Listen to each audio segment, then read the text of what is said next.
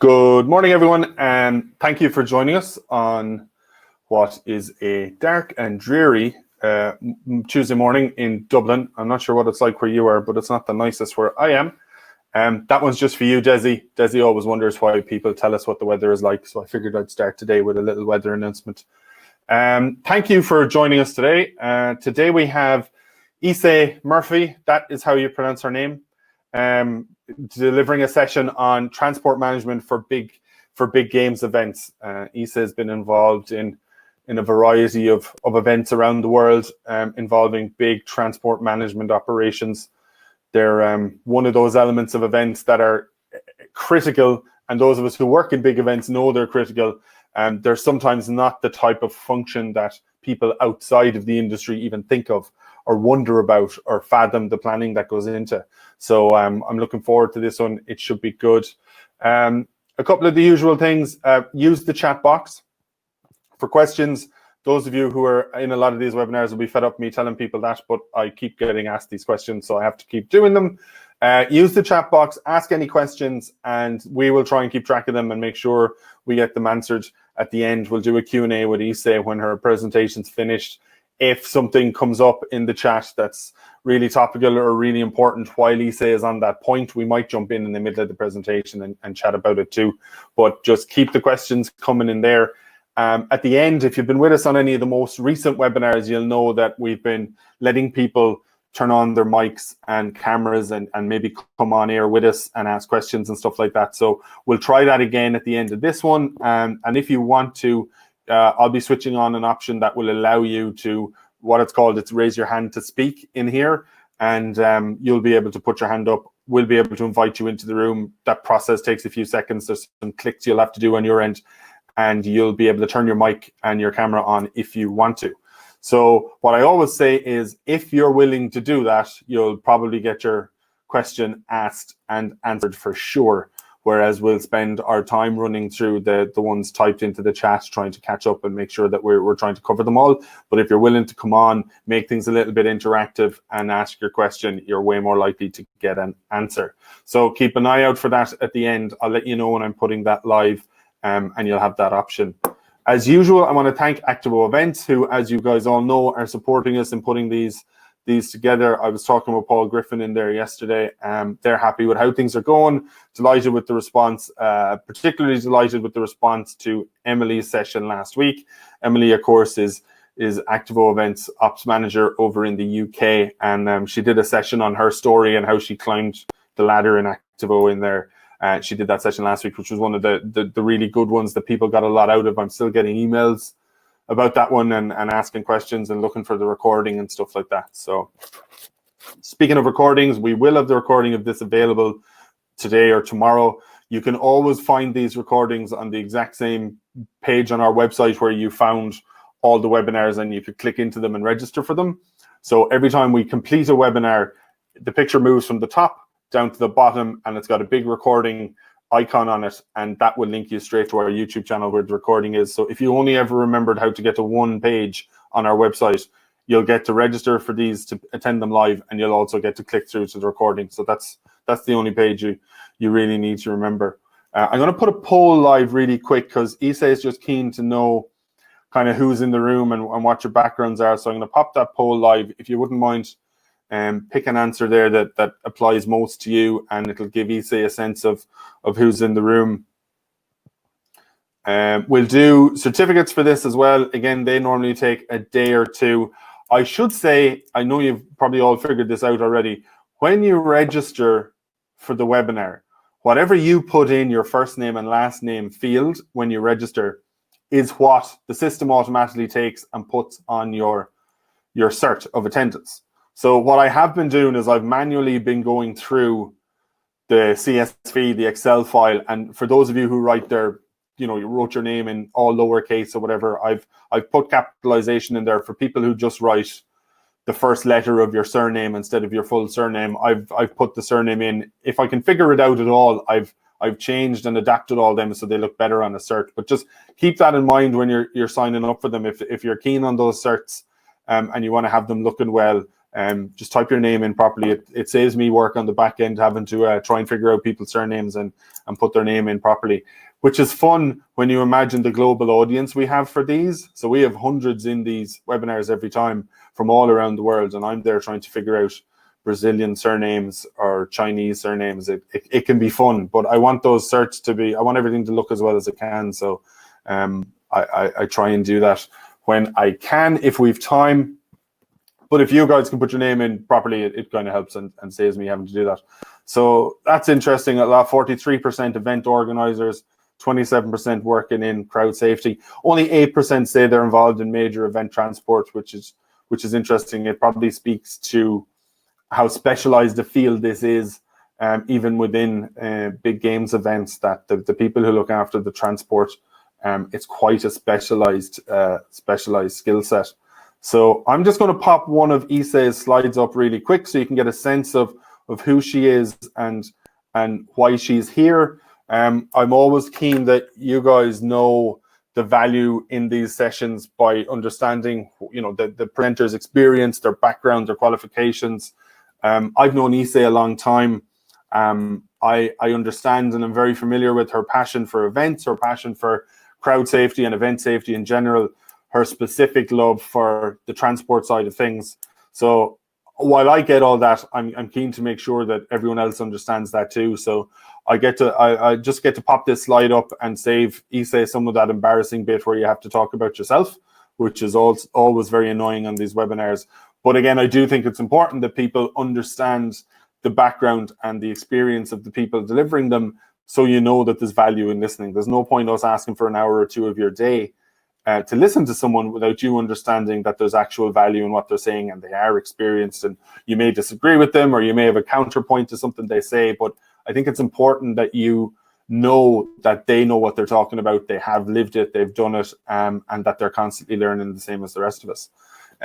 So I think that's enough talk from me. I think we'll get Ise on, we'll go through the presentation. Like I said, keep the questions coming in the chat. If it makes sense for me to jump back in at any stage and discuss something with Ise, if something becomes a hot topic, we'll do that. Otherwise, I'll see you guys at the end of the presentation and we'll do the question and answers. And remember, you'll be able to put your hand up and turn your mic on and all that at that stage. So I shall see you then, if not sooner. The transport I'm talking about today is transport for games. So it'll include athletes. It'll have that kind of games or tournament structure about it. However, this approach that I'm taking can be applied to any transport event, because you will always have clients, you will always have a delineation of clients, you'll always have different service levels and how you need to look at that. So I made this up, the 4 S's of transport, because I was trying to figure a way of how to kind of condense all of this into about 45 minutes or 40 minutes. And so I picked the elements that I believe are the most important, that if you can nail these 4 things, I think you'll have a successful event. So before I go any further, I just want to ask Mark, I've got a video to play. It's from Rugby World Cup, and it was specifically made to give an overview or a kind of an understanding of what it takes to put on a transport operation. This was specifically for Twickenham, and it thanks all the stakeholders that were involved for Twickenham. It's 90 seconds, and I think it gives you a good feel for what's involved. Roll it there, Mark. We sold, as you know, nearly 2.5 million tickets. In 90 minutes, we'd loaded 200 buses. We've got over 2,000 cars coming here. The A316 Chertsey Road will be closed. Over 25,000 followers. 6,000 people. Over 350 Land Rovers. Over 5,000 questions. 200 already. 500,000. 60,000. 200 movements. It's 4.9 million journeys, and we needed the support. Good evening and welcome to Twickenham, to England 2015 and to the 8th Rugby World Cup. We're ready, game on. We've got a team up in our control room at Palestra, making sure the traffic all around can use the other roads freely. We've got over 2,000 cars coming here, equivalent to around 6,000 people, to transfer by the free shuttle buses that are here. The buses will go from here, Kempton Park, to the A316. I work for South West Trains at Twickenham Station. I'm here assisting with the Rugby World Cup to make sure fans get to the stadium for the semi-finals. We've got 135 buses, 20 of which will go to Waterloo and come back and do extra journeys, and then we've another 50 buses doing Hounslow and Kempton Park as well. So on behalf of England 2015, thank you for all of your support in making sure that we delivered our promise to our audiences, to our client groups, to local residents and businesses, and for making sure that we delivered the biggest and best Rugby World Cup ever.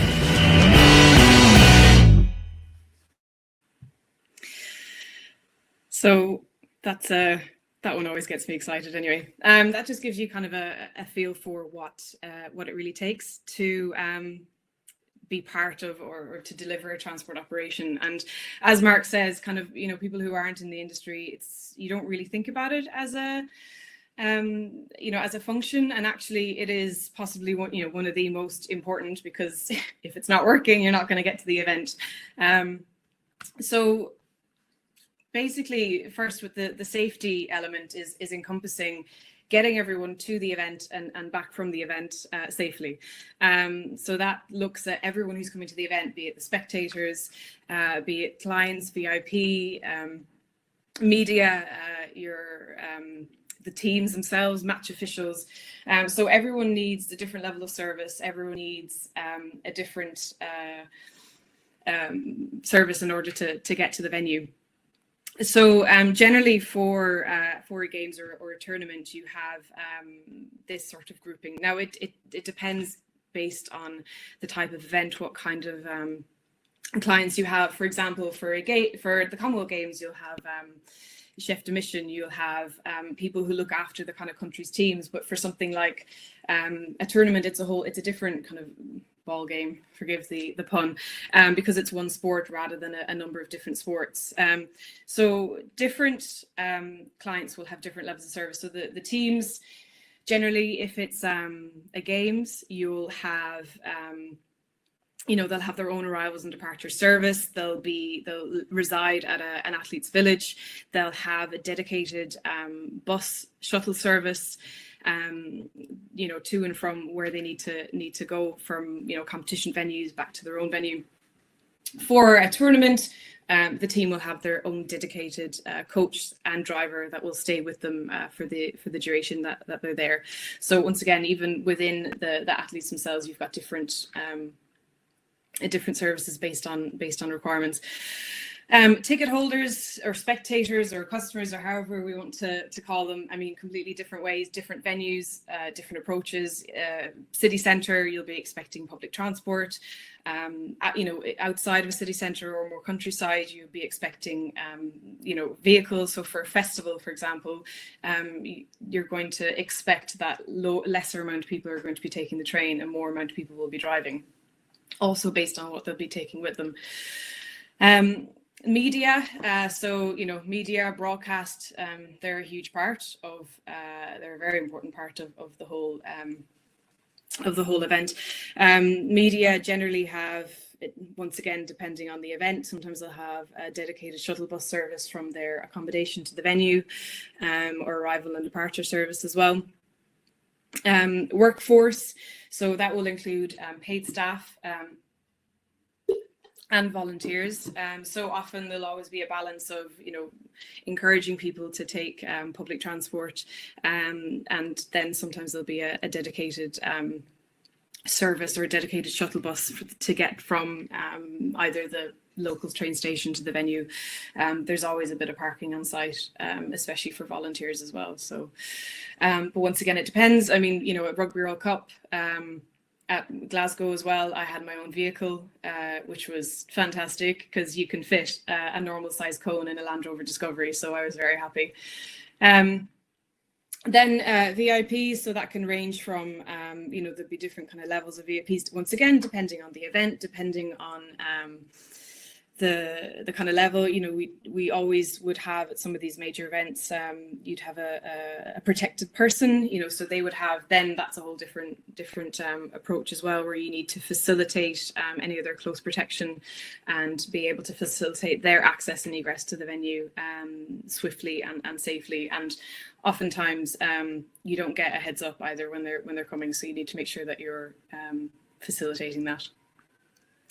Hospitality, so these would be tickets sold to hospitality guests, and often because, you know, they're buying a higher priced ticket, they'll get a premium service. So, you know, what's quite common at events would be to have a bus service or a coach service from their accommodation that they've bought in their package. To take them directly to the venue. So, you know, there'll be often times where we'd be required to facilitate coach parking on venue for the hospitality packages. And then lastly, not all of these will be coming to our venue, but we need to really take them into consideration, because any event that we do anywhere is going to have an impact on residents. It's going to have an impact on stakeholders around who will be impacted by the event. And especially when it's a major event, even though with most major sport events, we're using existing stadiums, and these stadiums have operations day in and day out, but it changes when there's a major event. And that can be quite a hard concept for people who know these venues for 10, 20, 30 years or all their lifetime. It can be difficult to understand that, you know, we need to close roads around it, or we need to change the way that things happen on match day. And most of the time, I mean, the reason why we're doing it is because we've got, you know, the world's media is on us, we've got higher security risks, we've got a lot more facilitation, so we need the space. But then also we want to offer a good service. And there have been events where we've closed roads which have never been closed before for a stadium, and initially the residents were really quite unhappy about it, and then when it happened, they loved it, because they had all this movement. They didn't have people, you know, they weren't stuck by road like traffic jams, and they actually loved the fact that they had all this extra space. So in terms of looking after who we're getting to and venue, we have to think about the people who need to get to and from their house, which is next to the venue. So that's just a quick kind of overview of the kind of level of service. And then when looking at then what service we need to give them, you know, what they expect. Do we need to drop them at the door? Do we need to drop them down the road and they can walk? You know, what are we agreeing that we are providing them, and then we are telling them that we're providing them that service? And that all needs to be agreed beforehand, you know, with the organizers right before, you know, tickets go on sale, or when, you know, when the communication goes out to whoever is coming to the event, because it's very clear that we get across the expectation to them. So if we're saying we're dropping you at the door and you buy a ticket thinking you're going to be dropped at the door, you want to be dropped at the door, and if you're not, you're going to be quite upset. So it's just very important that we say, if you're expected to walk and before you could drive to the venue, well, you know, now you're buying a ticket, we're changing things for this venue because it's Rugby World Cup or whatever. Now we'd really appreciate if you could do a park and ride, or if you could go from the train station. So that's this kind of changing of behavior has been nicely named travel demand management, which is being used by local authorities and by transport providers now, and that kind of kicks into place once we assess what the demand is on the different travel arrangements, and see where the fallout is. And this is where I've learned to actually, it's nice to apply. So where I've learned on my master's in crowd safety, so from Professor Stills, some of his models can actually be used and applied really nicely to the transport.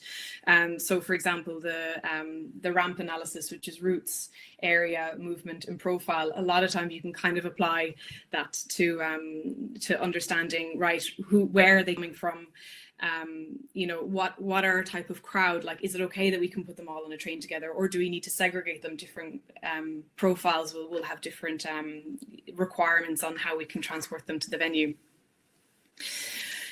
So for example, with the travel demand management and kind of changing behavior, we need to understand where the demand is. And for example, and we can get that from ticketing information. So people buy their ticket and we see that a large number are coming from a place that actually, when we look at the train service or the public transport service, the current service will not be able to look after that demand. And then we have different options of, building that relationship with the rail, the train provider or the train operating company, to see if we can get an uplift in service to be able to take that demand. Or we start to implement a park and ride service and then offer free shuttle buses. Or we encourage people to use, instead of using a station close to the venue, use a station further away, and then we'll provide a shuttle bus service. I mean, that's in use now at Twickenham Stadium. I'm pretty sure that they're on normal match days now. They're still using that shuttle bus service from Richmond, if I can remember that. So there's different ways of being able to identify demand, identify what our capacity is, and then looking at that overlap, and then being able to either change behavior or provide a different service. So the next S is stakeholders, and in my opinion, there's obviously the traffic management and all the kind of hard physical stuff on the ground, but in my opinion, one of the biggest important things is stakeholders, because you cannot deliver a transport service without umpteen amount of stakeholders, internal and external. I mean, even external alone, you've got landowners, you have the venue, you have bus operating services, you have the overall authority for that transport within that area, you have the train operating companies, you have the police, emergency services. I mean, there's a whole host of different organizations that need to be on the same side as you in order to deliver this service effectively. And especially with major events, because it's overlaying on an existing venue, you are kind of, when you're planning these events, you're walking into a group of people that have known and worked with each other for quite a long time. So you're kind of walking into an existing relationships that you need to understand where, how these different venues or cities or towns or villages operate, and you need to understand how they communicate with each other, how they do dealings with each other. And then my strategy, or what I always recommend, is just listen and learn from them as much as you can before starting to enact plans, because they know their city or their town inside and out. They're going to know, the little kind of hidden opportunities or corners, or where we can make the most of something, or where we can put in quite an intuitive solution into. So the biggest thing with stakeholders is really understanding the lay of the land, really understanding just how that dynamic works, and then being able to go, right, okay, this is what we need, can you help us? And the other challenge is that because you can have an event in one city, but it's going to have a knock-on event and an event in another city if it's a tournament, for example. So you have to speak to maybe a train station in a completely different city to see that they can take the kind of knock-off of an egress in one city and an ingress in another city. So there's huge cross collaboration and communication and dealing with highways and other rail networks. Sorry, I'm just taking some. So stakeholders, in my opinion, is one of the most important things, because if you don't have them on side, I always found that you can overcome any challenge once you're all on the same page, because then you're all working together. Sorry. And this actually, here's a really good example. So this is Newcastle train station, and they put in a queuing system, barrier system with the branding from Rugby World Cup, and they had some nice bunting as well. They really got involved and got on board, and they were like an absolute pleasure to work with. And it was just a kind of an example of working really closely with them, going, here's the movement in the stadium. The stadium is 5-minute walking distance from the station, and to work with them to design how we're going to work with ingress and egress within the stadiums, within the station. So that's just an example of how important it is to have that working relationship, because a negative working relationship will have physical impact. You will have, incidents of crowding or queuing or upset crowds if they're not flowing properly, if we don't have the right relationships, that we know that we have a plan in place that can move them from one space to another. So third S is service. So this is the actual structure of the team.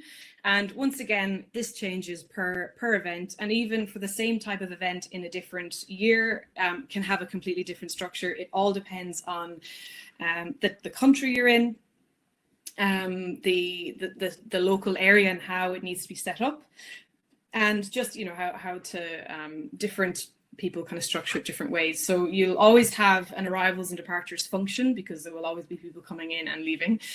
You will always have fleet and bus. Sometimes they're together, sometimes they're separate, and they can be huge functions within themselves.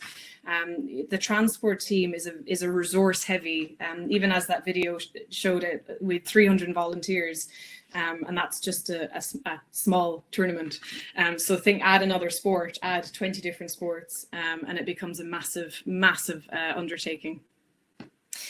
And then you have the venue and city transport, and that would be that team would facilitate bus movements, fleet movements, and facilitate all those spaces, that facilitate the spectators' transport, facilitate all the clients' transport at the venue or within the city. So they're the ones who build the relationships with all the different providers, the venues, and build in those plans. And anything on venue, that they will be run by that team. And then you'll have a client liaison. So, you won't be dealing with all the VIPs, you'll be dealing with the team that look after the VIPs, so the protocol team. So, dealing with them to then provide that service or provide that facilitation within the venue or within the city. And the same with teams, you'll deal with the team services who will look after making sure you're providing the coach, it's branded in their team branding, that they have their driver, that we test all the routes in every single city, from venue to accommodation to training ground, make sure that all those routes are clear. We time those routes, because there's a lot of information that needs to go in, because on match day, they have to arrive at the venue at a certain time, and if they don't, that impacts on broadcast, impacts on the whole event, and you don't want to be late. And then match officials as well, and then there's the internal teams as well. So you've got, not only do we need to provide transport for all our guests coming in, we need to provide transport services for our internal teams. So workforce leads for different departments like accreditation or catering or protocol or team service, they all need their own vehicle. Then someone in anti-doping or someone in broadcast, they will need their own vehicle, or they will need their own facilitation. So there are real intricacies of different people and different requirements. So for example, I would have a different requirement than someone who works in anti-doping, because it's a completely different trajectory that we have. So the arrivals and departures function is, it does exactly what it says in the tin. We receive them and we say goodbye to them. That is from Glasgow 2014, and the Highland coups were provided by the airport. They really got involved, and they also provided a bagpiper who musically escorted all the teams out to the buses. So everyone that arrives, we need to have a manifesto of who's arriving, when they're arriving, and then we have their transport there waiting for them. So sometimes it's a specific, vehicle and driver to collect a specific person. Sometimes it's an on-demand fleet service that is just like a call-up, like a taxi service. Sometimes it's a dedicated shuttle bus that would go straight from the airport to the athletes' village or to a place of accommodation.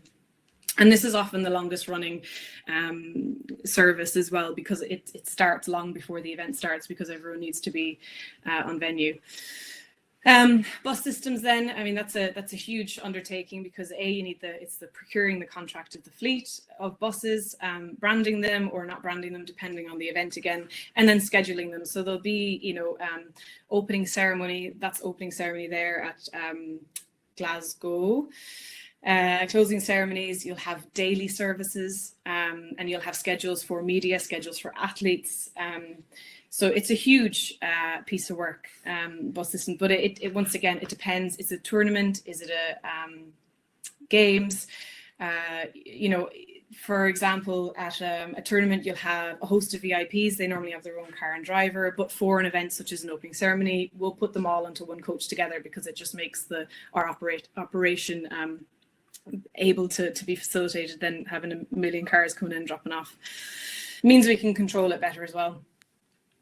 Fleet then, so that's responsible for procuring the contract for the vehicles, then branding the vehicles, then having the fleet depot or depots around the country, and then there'll be a recruitment of paid drivers and volunteer drivers. And once again, that depends on if we have a dedicated car and driver for a president of an association, or if we have an on-demand service.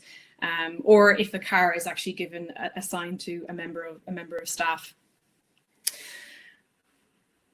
And then the client liaison, as I mentioned before, looking after specifically dealing with specific clients. So here you can see on the picture, pickup point T1 and T2, we have service level codes for the different client groups. So T1 would be VIP, T2, it changes, T3 would be athletes, T4 would be media. So it just allows us to be able to code our service levels and our clients, and also on the vehicle access passes, which we lovingly call VAPs, vehicle access and parking permits. We then put the codes on there, and venue codes, and there's different codes of if they're allowed to park anywhere, if they're allowed entry and immediate exit. So we have different kind of accreditation for the vehicles as well. And then for city or venue transport, so as I said, that's the facilitating all of the operations, all of the services. That is liaising with the highways, the police, the venue, everyone who's involved, the transport, the train operating companies, to be able to facilitate, to get everyone in safely and everyone out safely.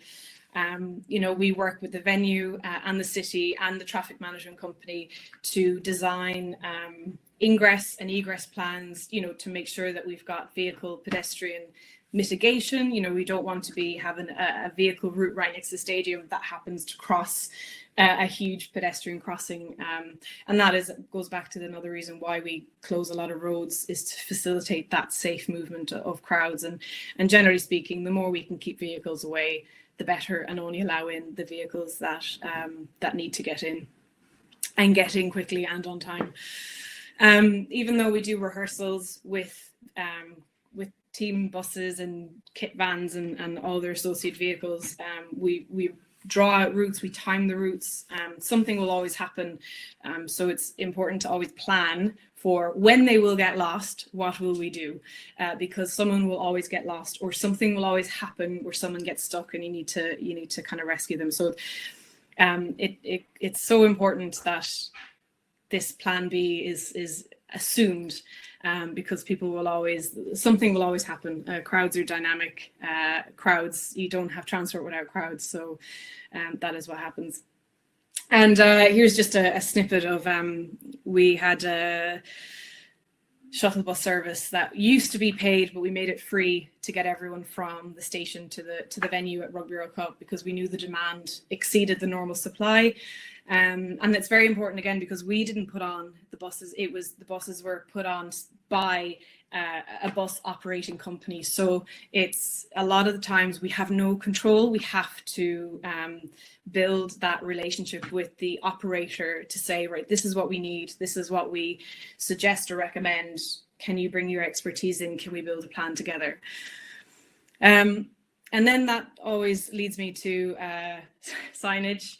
which anyone who works in event transport knows how important this is, and how it's not always left to the end, but it's not the easiest or nicest thing to do, but it is so important, because if you leave off a sign at a crucial point, or the sign's pointing the wrong way, I mean, you know what happens.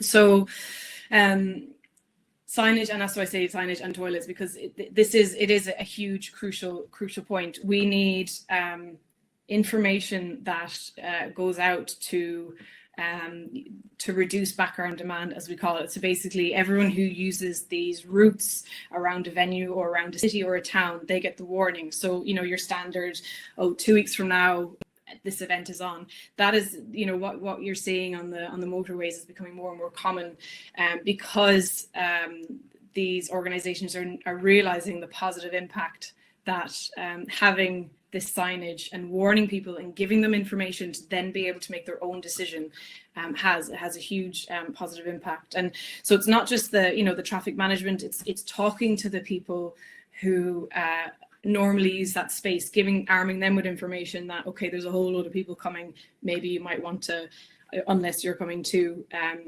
to take a break somewhere else for the weekend.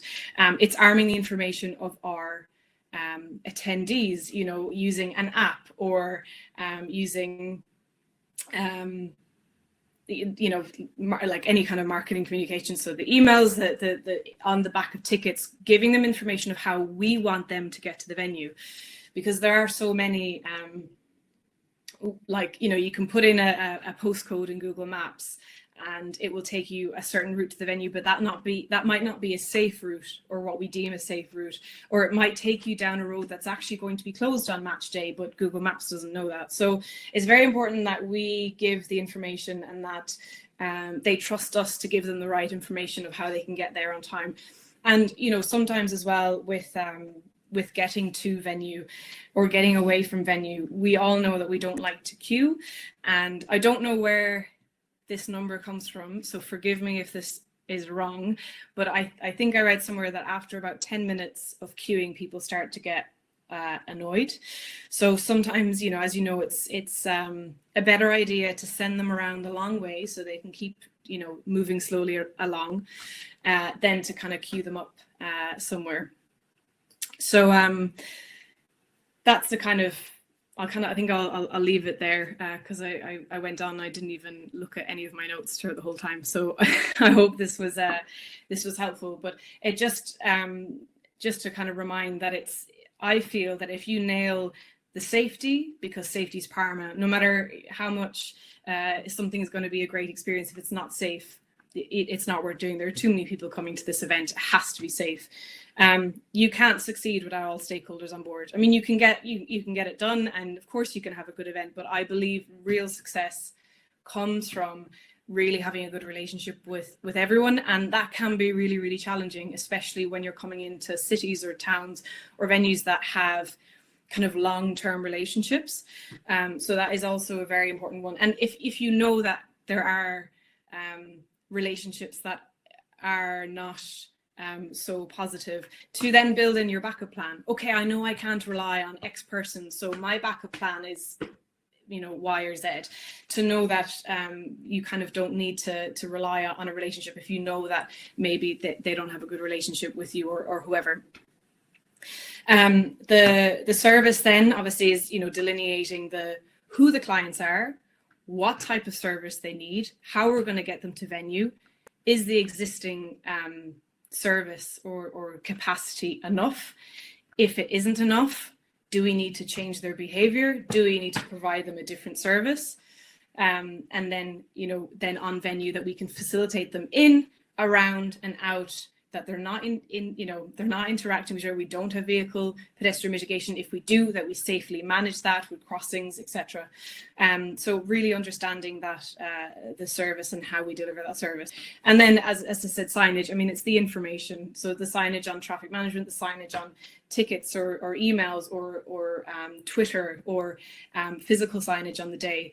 And that I threw in the toilets because that always ends up, you will always end up having to scope for toilets because there will be queues, and sometimes there can be a queue for quite a long time. So there will always come a time where the manager will come over and say, how many toilets do we need? So that's always something to factor in mind. So that's it. Mark, if you want to genie back in. I was genie. I knew you'd get the genie thing in there somewhere. Good work. You mentioned something there that we've had a load of questions come in, which I'll get to. And actually, before I get into anything, if anyone wants to join us and turn their mic on and ask a question, I'm going to put that functionality live there now, so you're now able to do that. You mentioned something there that I think is quite interesting, and people may have missed or they might not have grasped fully what you were saying. You mentioned the 10 minutes thing that I actually can't remember where I ever read that or learned that from, but it is a thing that we all kind of work to, is that we try and avoid people queuing stationary without making progress for 10 minutes. Am I right in thinking that what you said was sometimes as organizers and in the transport function, you will actively decide to send them a longer route to keep them moving and making progress? I mean, I've had discussions about a similar approach before, and sometimes for clients and for stakeholders, that can be a really weird thing to wrap their head around. But that perception of making progress, I think, is we accept is more important than the actual ultimate time it takes. That's kind of the premise that's based on. Yeah, so we've built that into some venues as we've sent them the long way around to keep them, and also it splits the kind of pressure on the road network when we're getting people in, and also because, as we said, there's the time critical clients as well. The teams have to get in a certain time, certain people have to get in certain times. Now, generally the teams are in long before people start arriving, but it's also kind of balancing that pressure on the network to try and kind of keep it balanced.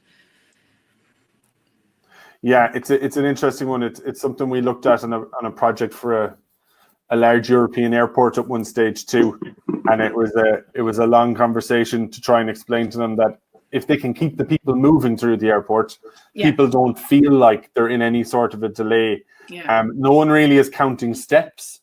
It's more so the annoyance that can develop as a result of just standing still. It's the standing still is the enemy of queuing and managing a crowd like that, I think. Yeah, and I think when it because it's easier to, when humans are standing still in a queue, it's kind of easier to talk to them and arm them with information, because I believe once you give them information and give them right information, don't lie, do not lie, because then you'll wind them up even more. But in cars, it's harder because you're queuing down a road and you look out, you can't see anything. There's no information. And you can kind of put something on Twitter, but that's, it's not a way of communicating with. So sometimes with vehicles, it's better to keep them moving. Whereas with a standing crowd, as long as you're arming them with information saying, you're coming on the shuttle bus, great, but please note the shuttle bus is going to have like a huge surge after the match. Why don't you actually go get a drink if we have a space for that? Or please be aware you could be queuing up to an hour. And then bam, they're armed with the information, and they can then decide, oh, actually, do you know what? There's a walking route into the city centre. We'll take the walking route, or I'd be happy to queue for an hour. So it's that, I think. Yeah, I think you're right. The communication and the information thing are key. And interestingly, I've had conversations where that's not taken at face value either. That can be a battle. Certain organizations do not like giving information in case they miss that target. So certainly if the realistic figure, they think all information says you'll be 10 minutes, people don't want to put 10 minutes up there because they think they'll be crucified if it takes 11. And it can be hard to convince people that all research and understanding of human psychology and crowd psychology is you actually won't. You'll be generally forgiven by most people if they feel like they're being kept informed. Delays happen. We all know delays happen. In our own personal lives, we experience delays regularly. Kids take too long to get out of bed in the morning. You're in traffic. Like, we're used to that as a concept. What actually stresses people out is the lack of communication or the lack of information. And that's the key thing. People accept things go wrong and change, Yeah. And I think and just to kind of finish on that is, it's feeling respected, because if I'm being given information, then that means you're trusting me to make my own decision, rather than kind of treating me like a sheep. So if I'm going, it'll take an hour to queue, but there's a walking route over there, then I've given you accurate information that you can make an informed decision on. And you know, when the crowd or the attendees feel respected, then of course, you know, everyone wants to feel respected, and then you're kind of going to be more compliant because you've got that. You're able to make your own decisions. Yeah, that's a really good point, actually. When they're armed with the information, the more information the public has, the more kind of personal responsibility they take on, and less that you feel like it's all on your back, I think. Because like you said, they can decide, okay, they've told me it might take an hour, I'm just going to walk instead.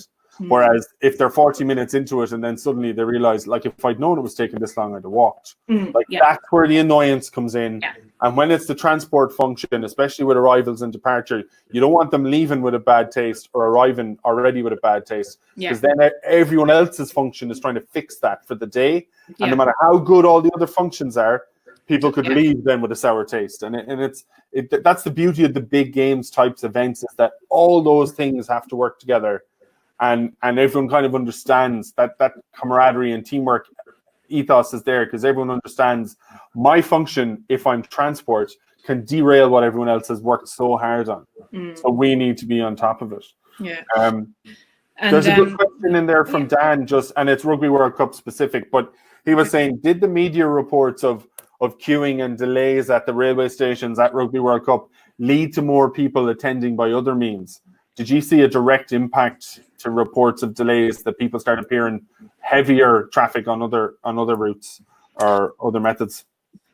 Well, so there were some venues that had tougher challenges than others, and what actually happened was we changed the service to adapt. So, like, for example, in Cardiff, we put on a whole load of buses to try and soak up that, because the demand's still there. Because the thing is you can only get to Cardiff in so many ways, and Cardiff is a really interesting. I mean, it's an amazing space, but in terms of like transport, it can be quite an interesting one. So I don't think it didn't seem that people were changing their plans, often because we only had a few matches. So for example, you know, in one city, you've got 2 matches, Saturday and Sunday, venue done. So the people coming on Sunday they would have just, like, on the Sunday morning read, oh crap, there were loads of issues on Saturday. And even for us, when mistakes are made, and, you know, I had challenges on my venue, and I'm going, oh my God, I only have 2 days on this venue. If I get it wrong on day 1, I literally have day 2 to get it right. Luckily, we did get it right in day 2, so that was okay.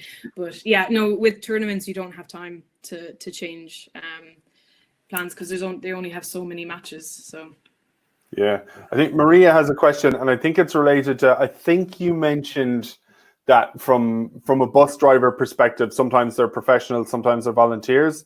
And I think that's where Maria's question comes from. She's wondering, how do you make sure that you can trust volunteers with such a big responsibility? And I guess that refers to the bus driving element. So to clarify, buses are always driven by paid staff.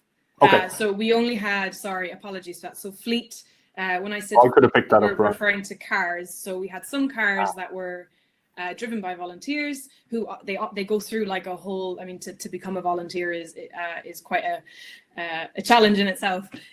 So they go through like a rigorous process anyway. But the bus drivers are always paid staff, and generally when we, like, for the teams, the bus drivers kind of came with, you know, they were of a kind of a high caliber chauffeur kind of company that we generally would go for. So, because it's a different type of service that they're delivering. Okay, there's a few people trying to jump in and talk with us, and I think tech might be stopping a couple. So as soon as anyone lands in, we can jump to them for a question. Oh, there's Matt. I think it's just let Matt in. Matt, if you are there, let's run with your question before I jump on to Nate's one, if you can hear me. I see there's a few questions on HVM, which would be interesting. Yeah. I didn't talk about that at all. No, and I think I've started down the bottom to capture some of the earlier questions to make sure we hit them. But we'll get to the HVM. HVM is one I'm interested in. On my end, it looks like Matt is in the room, but I don't think he's hearing me. Yes. Yes, there you are. Sorry. How are you? You good? Yes, I'm very well. How are you today, Mark? Good, man. All right, you run with your question then before we start going through HVM nonsense. Yes, so I was just wondering, obviously my background is event control, and I was looking obviously like if you've got all these transport providers, so your local bus companies, your train operating companies, Network Rail, Highways England, your local highway authority, you get them to kind of come together at the event somewhere, sort of near event control and like a transport hub, so that any issues that are affecting, you know, their particular part, obviously it's going to have a big impact on your event, whether that's an ingress or an egress. So how do you kind of get them together and kind of like get that communication going? Great question, Matt, because I didn't talk about event control at all.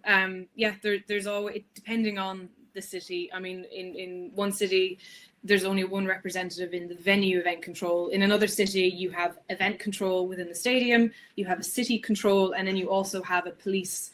They have their own kind of control headquarters that then we drop in some of our staff. So once again, it completely depends on the city. Sometimes they're like all in, you know, they want to send in their police to escort the teams to the venue. Then another city will say, nope, that's your guys, that's not our police, don't do that. So it's a whole different, once again, you have to start where you are with the city. We always have a communications network, and that's with the travel demand management team. So in terms of comms, so you'll have like Network Rail, Highways England, all these guys talking in this kind of comms group, because they can say, right, you know, there's a restriction here, or we've got some movement here, so that informs us as well. So there's always that kind of comms virtual group, but then yeah, we do try and get whether it's physical or virtual representation, and they always do, you know, they always do, and they're always really good, because it's I guess it's in their prerogative to deliver a good service as well, you know, so people are happy with them. So yeah. Yeah, that's good. And my other question was based on what you were saying about people obviously using Google Maps, Waze, or whatever their preferred app was.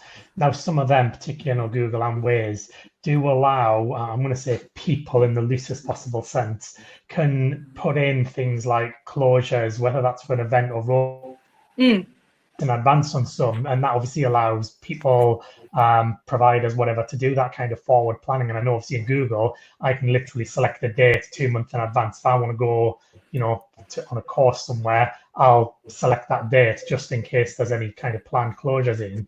Yeah. Do you, you know, are you aware of many event organizers or kind of transport coordinators that take advantage of those tools and put their things in? I know Charlie's on this webinar. I know Great Run Company absolutely do in Manchester.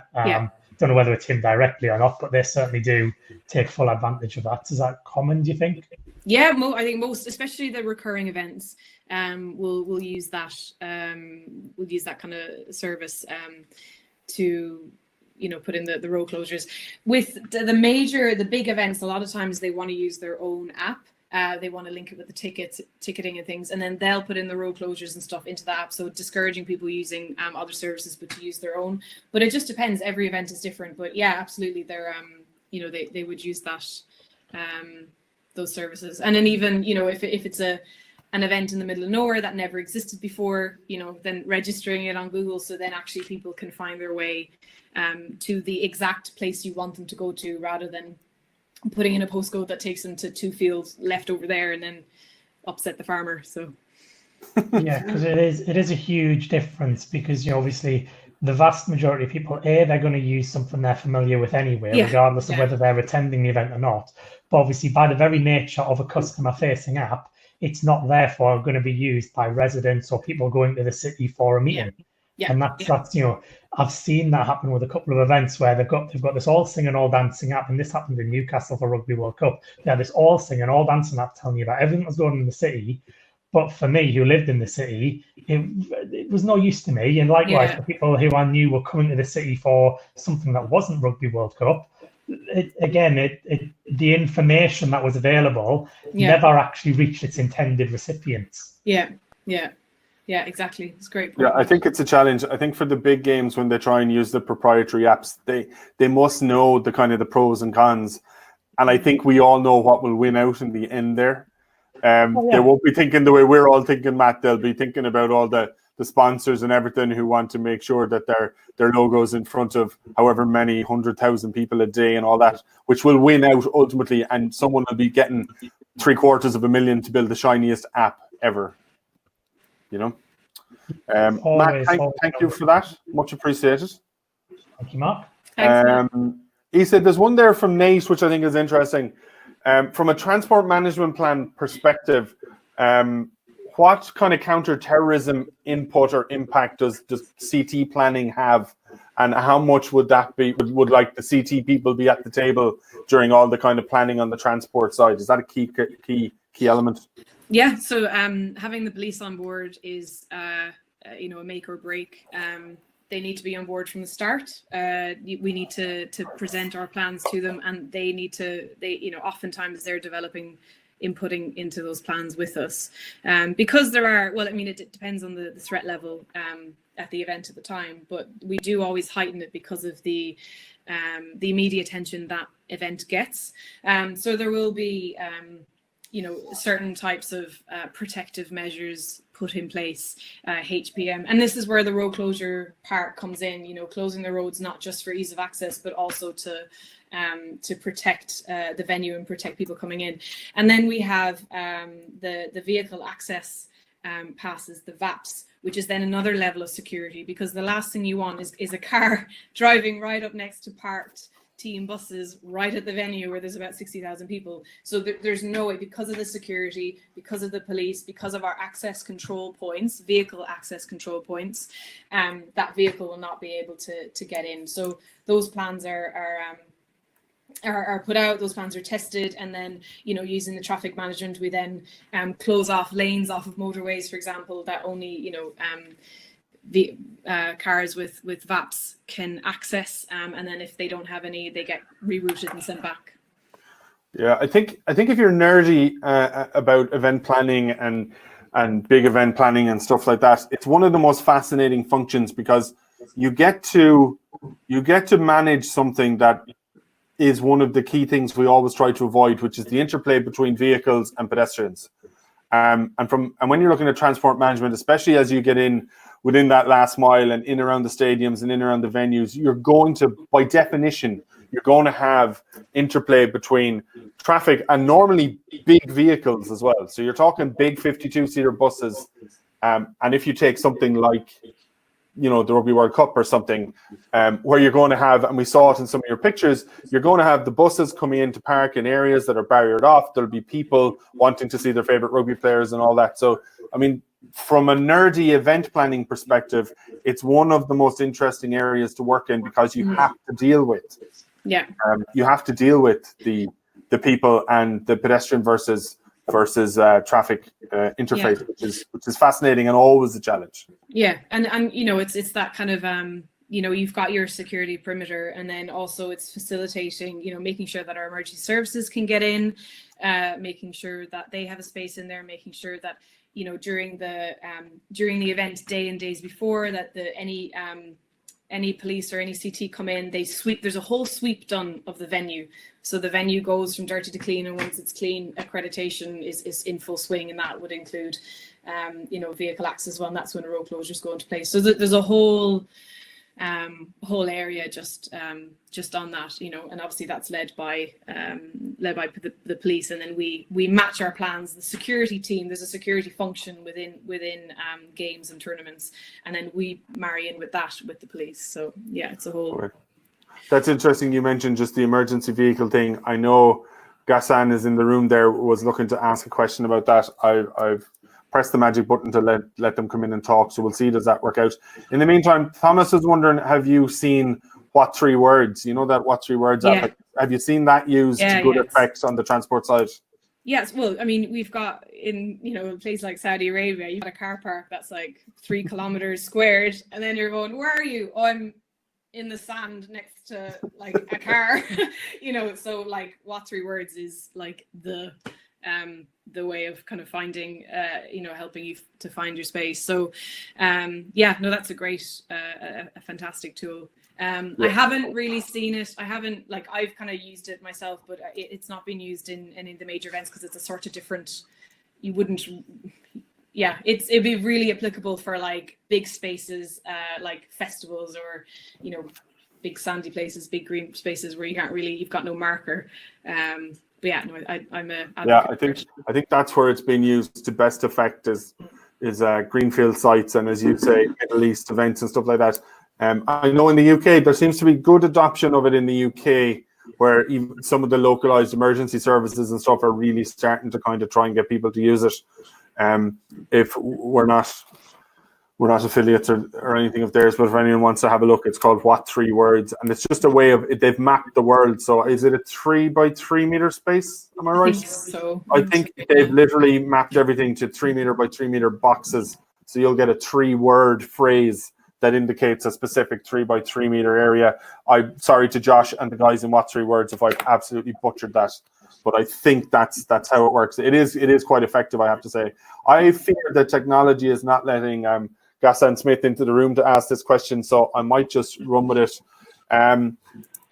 Emergency vehicles and VIP, or say main principal vehicles. Gassan's had experience, obviously, where they kind of operate as a law unto themselves, and I think we've all experienced a bit of that.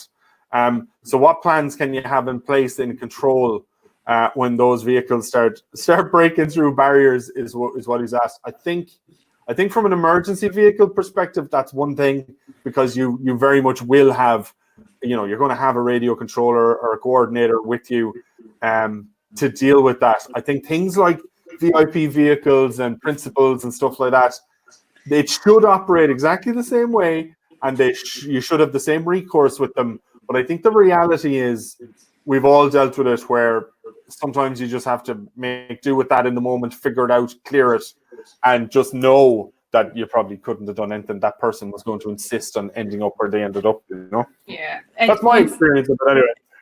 Once again, it depends where you are in the world. You'll have different level of VIP challenges if you're in the Middle East, or if you're in Ireland or the UK or anywhere else. And it just different cultures as well. Emergency services, when the blue lights aren't on, sometimes they like to use the road closure as a quick way through, which can be a bit annoying, but it's really hard because we have to facilitate each other, and as long as they're not taking the piss, I guess it can be a bit annoying where they kind of take advantage of their privileges and use that. But I mean, as long as it doesn't get in the way of the operation, as long as it doesn't kind of increase VIPs, I mean, if it starts to impact the operation, so if you've got someone at a vehicle access point and they're talking and it's building up a queue, it's kind of pulling them out of pulling that vehicle aside, continuing to talk to them, maybe send a manager down there, because then it makes them feel like they're and then kind of resolve it, just to keep that operation flowing. Every time you look at these situations, you're going, are they causing danger? Are they risking people's lives? Are they causing damage to my operation or blocking my operation? Then yes, I need to move them out of the way. But yeah, we will always get these issues, and that's why we need to have our plans in place to then be able to respond to these issues, because if you're stuck in an element of the operation, you can't pull yourself out and deal with it. So always plan the C3 without you if you're the planner, because then it means you can come in and respond. Yeah, that's a good point, actually, because no matter how well you plan stuff, we all know this, no matter how well you plan stuff, things will still come up, things you thought of, things you didn't think of, and that's where having the good team, having the people on the ground makes all the difference. Vita is wondering, how do you think event transport will be changed due to COVID-19 restrictions if we get to experience such a thing? It would be a whole different world, wouldn't it? If possible at all, on the scale you're talking about. Yeah, I mean, it's quite with 10 people on them. It's quite a loaded question, really, because you really go into the detail of who's coming. Okay, people are safer in their own cars because they've got that social distance from everyone else. But then if you've just taken everyone who normally takes a train into a car, you're not gonna get them to the stadium. So then it's for people who are driving and parking, that kind of mitigate that. It's already mitigating that risk a certain way, because you maintain that distance, because maintaining the distance and not touching anything and keeping your hands clean is the kind of the main the main things to not transmitting. It's the public transport is the challenge. And yeah, because I mean, without, this is literally off the top of my head, the first kind of things would be, you think you can get, I don't know, 200 people a minute in these cars. Okay, now we're going to have to like use 25% of that. So it's like we're reducing capacity massively because of the distancing. So yeah, it's definitely something that would warrant a lot of consideration, and have impact on the public transport side massively. Yeah. Yeah, and there's that's a very tough one, because there's so much more to it than just the social distancing or the physical distancing, which is what we'll all think of first, and we'll be picturing buses half full and whatever. But what's actually equally as problematic or more problematic would be the likes of buses, public transport, or buses doing shuttles and that kind of thing, because what you have then is you have the P2F, so you have the person to foam, you have surfaces being touched. So everyone who sits, if you mark off half the chairs on the bus, so everyone is sitting on the other seats, by doing that and making sure everyone sits on specific seats, what you're doing is guaranteeing their use, guaranteeing people are touching them, guaranteeing people are touching the headrest in front of them, and then you're into all that surface transmission of something like COVID. So like, it's about being reasonable and what you can be expected to manage and not manage. There's no way you can keep cleaning, like you couldn't be cleaning a bus after it transports 22 people. Yeah, you have to wipe it down before you use it again. Yeah, because normally, I mean, a double-decker bus, we can get like 80 people in there. And, you're like load and go, and it's like all of a sudden you can't do that. And then yeah, are you going to clean it after every drop off? I mean, that's going to slow the service down. That's going to be huge resource heavy. It really, and then you go into the cost versus like reward of being able to deliver the service. So it's a challenge. Yeah, it's a massive challenge. There's an interesting one. You mentioned cost, so I'll jump to Sophie's question, which is an interesting one. I'm not sure you can answer it, but from a financial perspective, how much of an event budget tends to go to transport? Would you have any idea, even on some of the big, not naming them, but generally speaking on the big game stuff? I mean, transport is an area where if you're going to do it right, and to be honest, if you go at it at all, you kind of need to do it right. You have to spend the money on to do properly. It's going to be a massive proportion of a budget, I think, to do properly. The answer is not enough. Every department says not enough. It's once again, it's if you, as you said, if you invest early, it actually saves you money later on. But I understand why transport. I guess it's because the kind of it is a huge function, and it is kind of overlooked.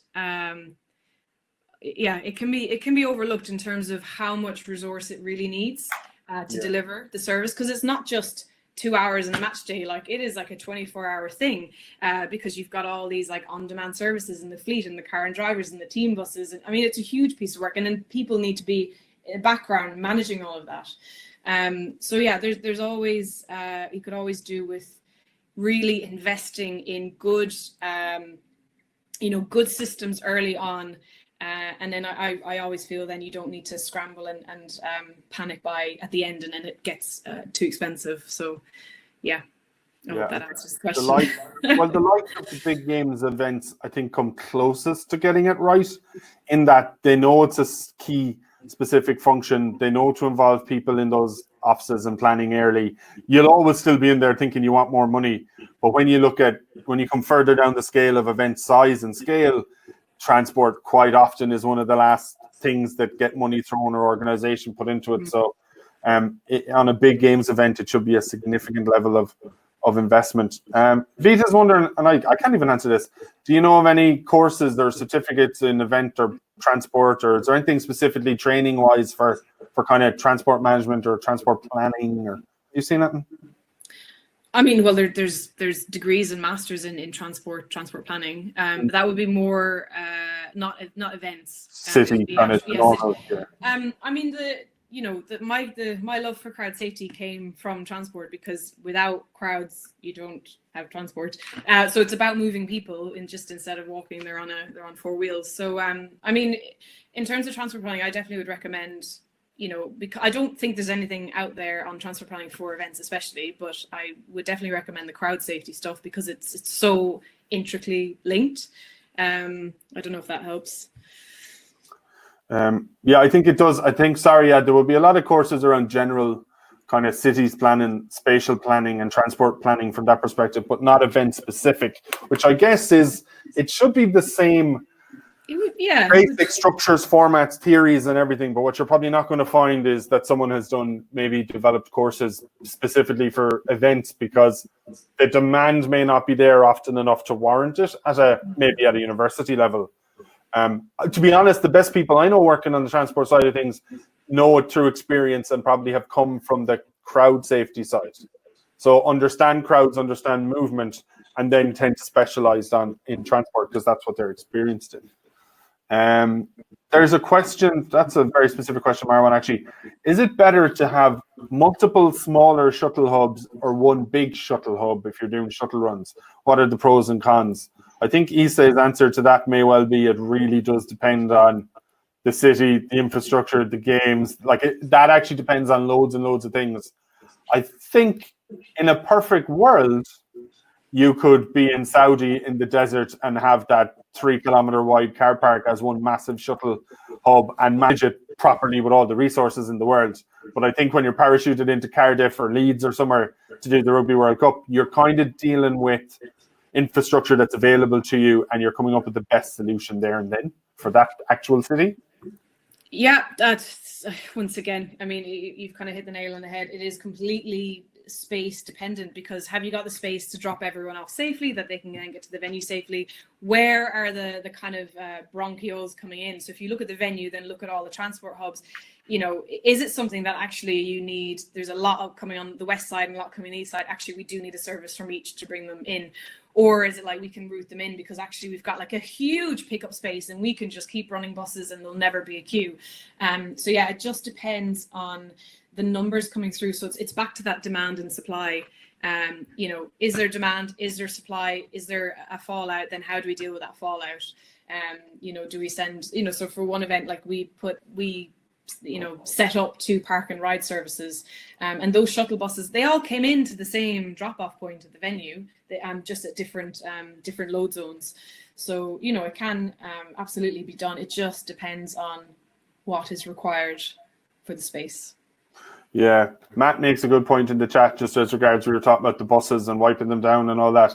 Generally they will return to their starting point empty. So you could have a time there. Again, it'd be resource heavy, but you could actually get to do some cleaning while it's traveling back to pick up again, I guess. I mean, if budget allows and resources allow and space allows and everything, there are ways around and to mitigate all these risks.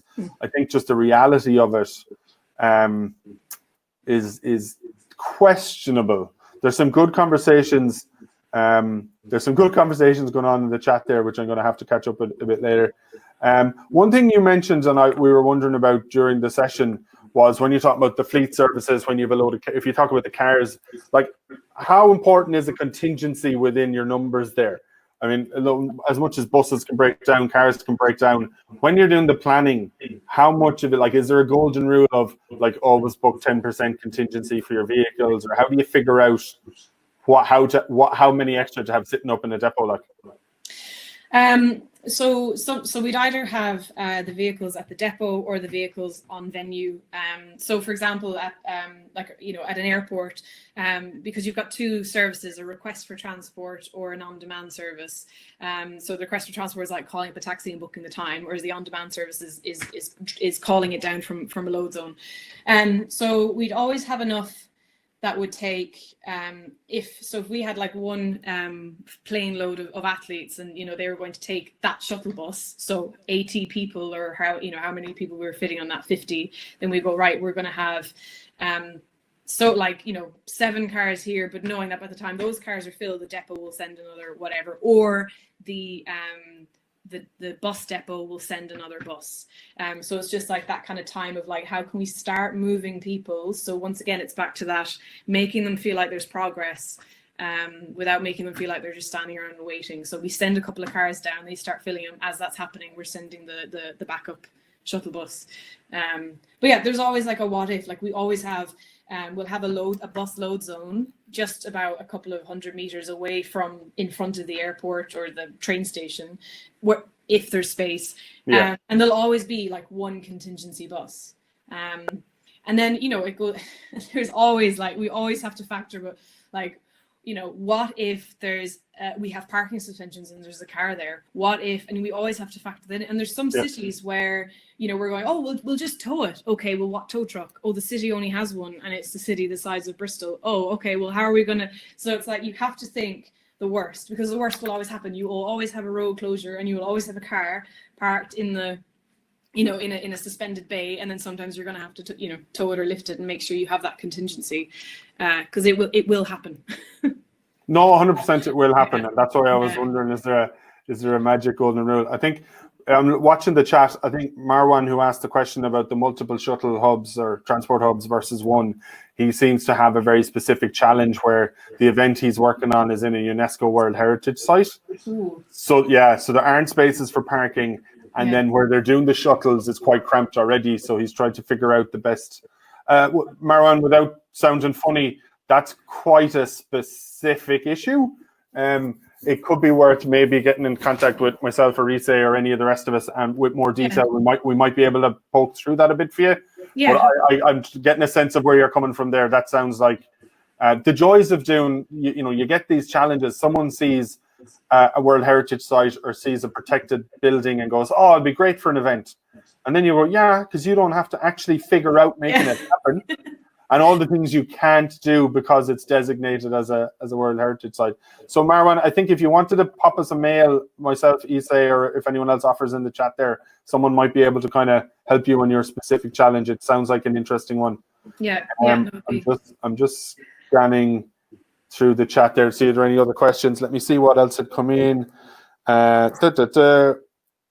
actually, we've answered all the ones I had scribbled down. So I'll do that thing where I tell people we're nearing the end of asking questions. So if anyone wants to throw any last-minute burning questions in, feel free. Íse left the Y out of her email address there, but you'll know what she means. That's like me with the fat fingers. I stopped trying to type while I'm doing these things because it goes horribly wrong.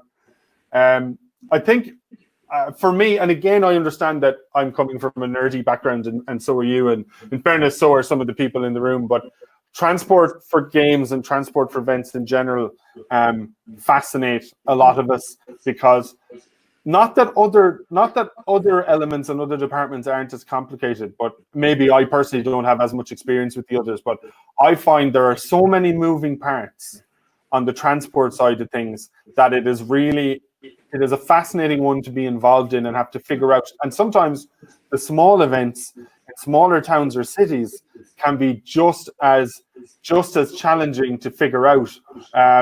You're laughing at that question, aren't you? Yeah, they can be just as challenging. I've had events in small towns break my heart from a transport perspective.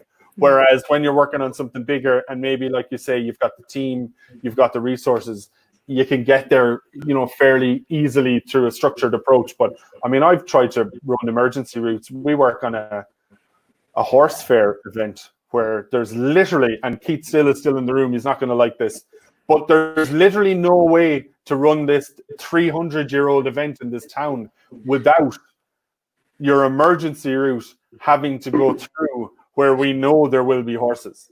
Yeah. And it's just a fact, like I would take my magic wand and I would go, nope, fix that. But there's actually no way we can come up with that improves the situation. So you get things like that are fascinating. And then sometimes if you're out in the desert or if you're on a greenfield site and you get to plan it from fresh, you can put in all your roads, it can look beautiful and you can plan it perfectly.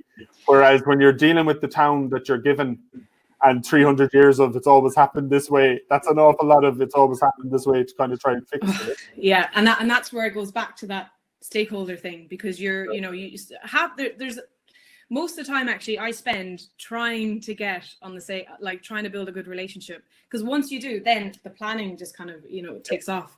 I mean, like I've had back to that emergency route. I mean, I had an event where was working at an event, and I won't say which one, but we turned around and there was a forklift driving down the emergency route with 11 people on board. Oh wow! So there's frowned upon. Like, how do you plan for that? Definitely frowned upon. It reminds me of something someone said in the room near the start of this chat. about putting people on the backs of trailers, and in brackets it said with proper fall arrest equipment. Like, yes, because I'm sure that would happen. There's just been some amazing transport. A random question in from Darren. Oh, yeah. Are all volunteer drivers PSV or equivalent licensed? And I mean, I think that changes from event to event. For a lot of them, like, let's be honest, if you're doing a fleet of cars, I'm not gonna, you don't have to answer this directly, Íse, because everyone will probably know what events you'd be talking about. But I mean, realistically, my experience would be that something the size of the Olympics was huge on licenses and driving the right vehicles and everything. I know of many smaller events where if you have a driving license and you're allowed to drive that car, you'll volunteer and you'll drive that car. No one's looking for the PSV end of things. Maybe they should, but I've seen many events with people driving courtesy cars and stuff where they're not PSV licensed. Yeah, and it's back to that also, the security as well of those drivers, because you're trusting those drivers to take our clients or our guests safely from A to B. So it's that the whole vetting process. So yeah, it can change. It changes wildly from event to event. I do see potential for trouble if you essentially have people doing fleet driving who don't have a PSV license and something were to happen. I mean, the only thing a judge or anyone would have really to fall back on is the kind of the PSV system, and that's what they exist for. And why wouldn't you have gotten it and make them have that? That's kind of all the judge will be able to refer to. But I guess that's not really in the spirit of how we approach all these things, Yeah, and I mean the volunteer drivers are picking up our clients, so they're it's not really public, and they're it's a small car. So yeah, I think the legal teams have already had those discussions, and what has come to pass as standard practice is what they decided was worth the risk, I guess. Yeah. I should mention Sarah Jane there. I see her popping in the link for that LinkedIn group that she started, which is cool. Sarah Jane's way of kind of just giving people somewhere to go to continue this kind of shared experience and shared learning and everything. So I'd encourage people sign up there, ask questions in the same way as we all help each other out in the chat and on these webinars. There's people in that group who will happily do exactly the same. So use that as a resource, especially if you're not in a mad panic for an answer. If you have something you just love some input on, pop a question in there and pop back in a day or two and see how people said anything, so. And I mean, like, I'm happy to, I'll join that, but I'm happy for anyone to ask me for, I mean, the transport is it just goes to show how big it is, because there are so many things that, everyone kind of here would have gone, she didn't mention that and she didn't mention that. And it just goes back to that. It's like, I only had like 40 minutes. Like, how do I go over to give you the feel of kind of what's needed? And then kind of, things fall into that. So yeah, it's a huge thing. And as you can see, I love it. So, No, but that's why something like putting the time you put into to put a presentation together and developing something like the 4 S's, you need to do something like that to give a presentation some structure and to have some categorization. But bottom line, anyone in here who knows anything about events or transport knows that there's so much to it. And that's why I love the chats in these things and all the other conversations that go on. And I love the likes of that group Sarah Jane set up, because we can have conversations forever. Like Marwan, for interest's sake, if he went in and joined it and put the question in a very specific detail, I mean, you'd have people writing essays back to you, I'd say, trying to help you out, because people genuinely do like helping. So Marwan, that could be a good idea. Maybe join the group and put your specific question in there, and you might get a load of good answers and you could sift through and see what might work for you. I think we're good. There's been no crazy questions come in since, I don't think. So I will do the thing where I thank you, Íse, for taking the time and putting this together and sparking all this debate and conversation.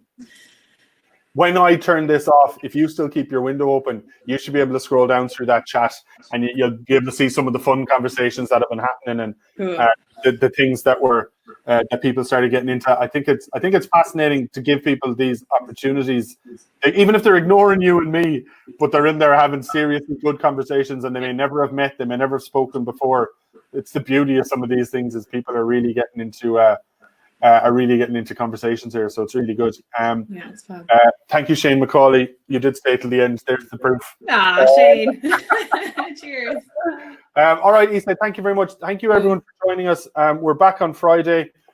We have actually one of the ones with the highest numbers of sign-ups, and Adam is doing one on Friday on site risk management, which I think is very broad and maybe why we've so many people, but that should be a really good one. So I'll see any of you guys back for that one on Friday.